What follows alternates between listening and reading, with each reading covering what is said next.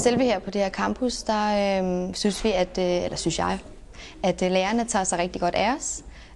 Der bliver sagt godmorgen hver morgen, når man møder ind, og der bliver sagt godmorgen for lærerne og rengøringsdamerne, alle, der er som personale. Altså det er jo et stort sted, så første dag man kommer, så kan det godt virke lidt uoverskueligt.